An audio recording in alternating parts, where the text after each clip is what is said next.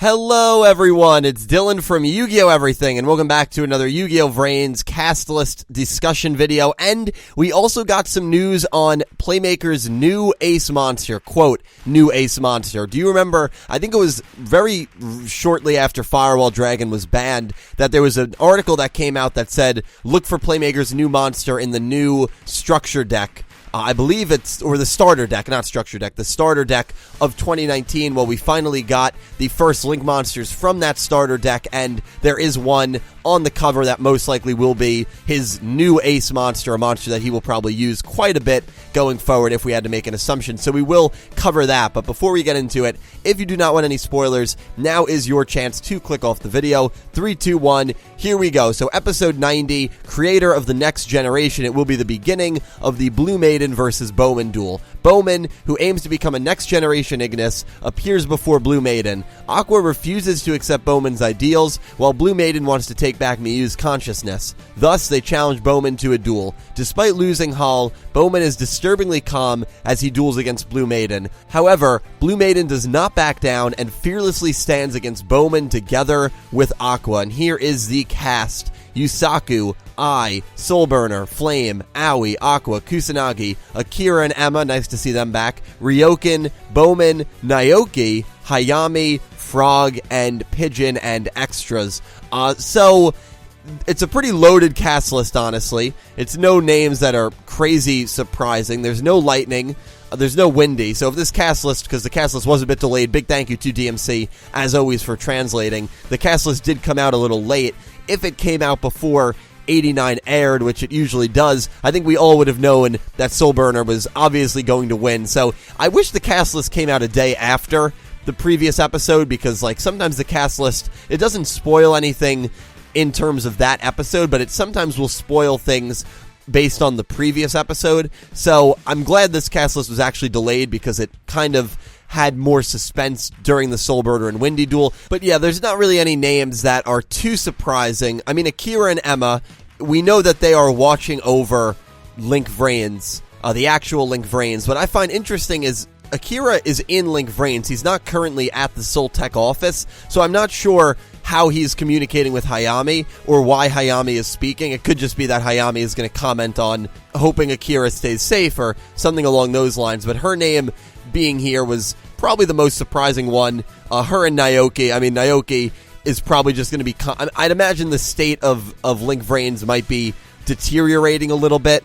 Maybe that the broadcast is actually reaching Link VRains now, because we know Frog and Pigeon were recording. We'd imagine that they were recording just for the others in Neo Link VRains, or in Mirror Link VRains, excuse me, because we know that Playmaker was watching, Revolver was watching, Soulburner was watching Spectre, Aoi was watching both duels. We don't think that the broadcast was going to everyone in the VRains or everyone in the real world.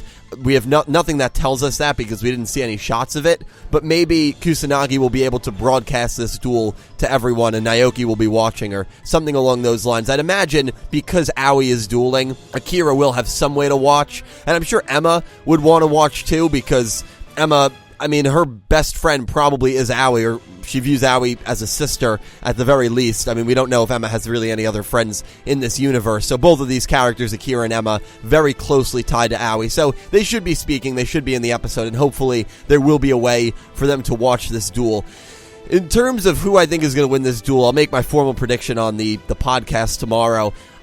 It's another very tough duel to call. I think most of the community is probably rooting for Aoi, probably rooting for Blue Maiden, but I think if you had to pick, I think if most of the community was forced to pick a winner, I think most people would probably pick Bohman, because he's been built up as this kind of final ascension for all the Ignis to ascend into this divine being. So for him to lose doesn't make that much sense, but it could be that there's just not enough time for them to do that plot point here, and for him to lose could cause Lightning to retreat, or Lightning to do something drastic, which we figure is going to probably happen in 92.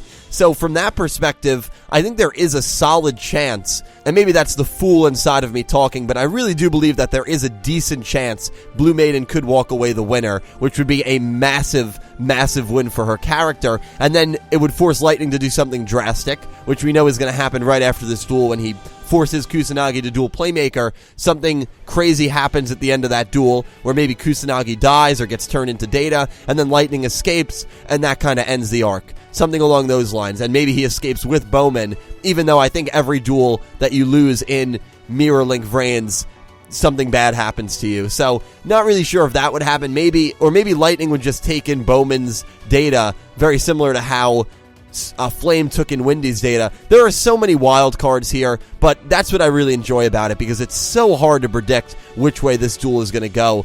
And yeah, I really think you could make a case for both characters. Had Windy beaten Soulburner, I don't think Blue Maiden would have any chance, but because Soulburner beat Windy, they could go that route where Lightning is going to lose all of his allies, and Lightning, who already has this god superiority complex, is going to be faced with a dilemma that literally no one besides him can do anything. Haru, one and done. Bohman has dueled 3 times, didn't win a single time against Playmaker. Windy, 2 and done. Dueled against Revolver, lost, almost died. Lightning put his neck on the line to save him. Now duels against Soulburner and Flame, loses again. So to see Lightning backed into that corner, it would be so unique to see a villain backed into a corner like that when they have dueled twice and won both times. They've done everything they were supposed to do, but the people around him have just failed miserably. So it would be so intriguing if they go that route. If Bohman defeats Blue Maiden, it would be a shame. She just got Aqua. She just had her outfit change. But we're going to see what happens, guys. It's going to be a very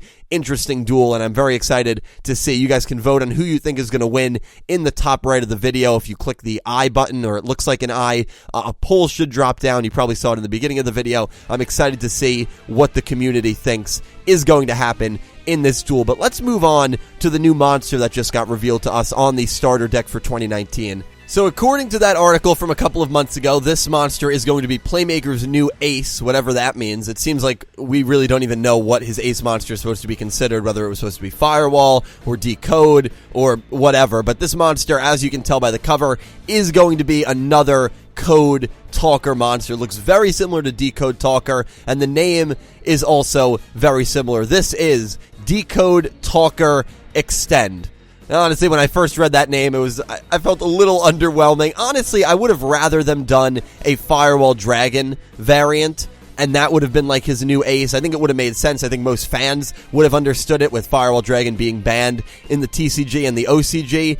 And if you make a Firewall Dragon monster that's very similar to the original Firewall but not as broken, I think that would have been really cool. But they went with another Code Talker, and the name is a little lackluster. It has the same arrows as the normal Decode Talker, the same attack, and very similar effects. Here are the 3 effects. While this card is in a monster zone, its name is treated as Decode Talker. The second effect, which I think is identical to the original Decode, this card gains 500 attack for each monster the card points to, and then here's what makes it unique. During your battle phase, if a monster this card points to is destroyed by battle or sent to the grave, you can activate this effect. This card can attack twice during this battle phase. So, I mean, I don't know, I read it and it doesn't really seem like that good of a card, if I'm going to be honest with you. It doesn't seem like a really amazing monster, which is kind of a shame, but I guess they want to be really safe with making an iconic monster after what happened with Firewall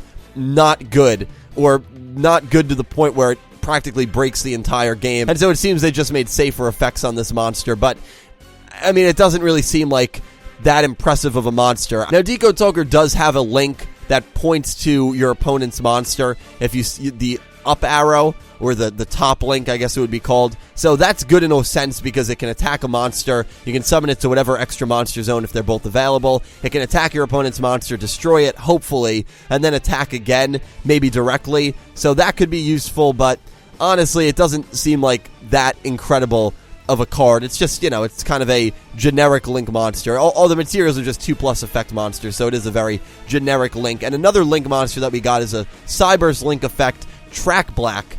which is 2 effect monsters to make. It's a Link 2 monster. You can only use the effect of this card once per turn. You can target one monster you control that this card points to during this turn. Draw 1 card each time that monster destroys a monster your opponent controls by battle. So I feel like this can actually be pretty crazy, unless I'm misunderstanding this, but if Track Black is pointing to a monster that you control that maybe has a ridiculous amount of attack and your opponent for whatever reason has 4 or 5 monsters on the field, and you can just destroy all of their monsters with the card that this is linked to, you can draw like 4 or 5 cards, right? Because draw 1 card each time that monster destroys a monster your opponent controls by battle. Yeah, so, or I guess if you do like some link combos, this can even point to an extra monster zone, and then you just destroy like 2 or 3 of your opponent's monsters, and you can just draw maybe like 3 cards, unless I'm misunderstanding and it only works once. But you guys let me know on that. This is why I don't analyze. This is why I don't analyze cards in the meta, because I question myself too much, and there are a lot of times where I am incorrect, and there's just a lot of people who understand the game, probably you at home watching, that could talk about the card way better than I can. But if that's the case, Track Black seems like a pretty awesome monster. It reminds me a little bit of Clockwork or Clockla from the Sly Cooper series, just the awesome like metallic falcon bird.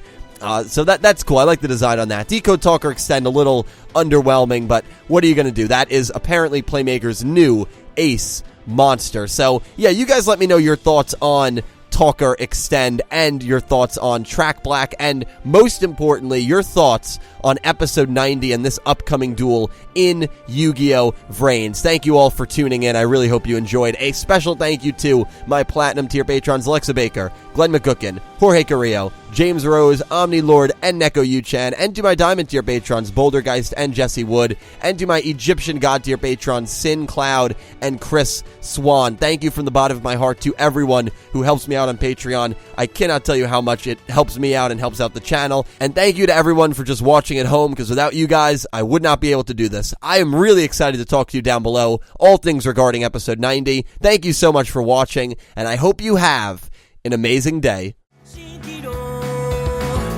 涙の川をこぎ出して育成そうさよならゆかった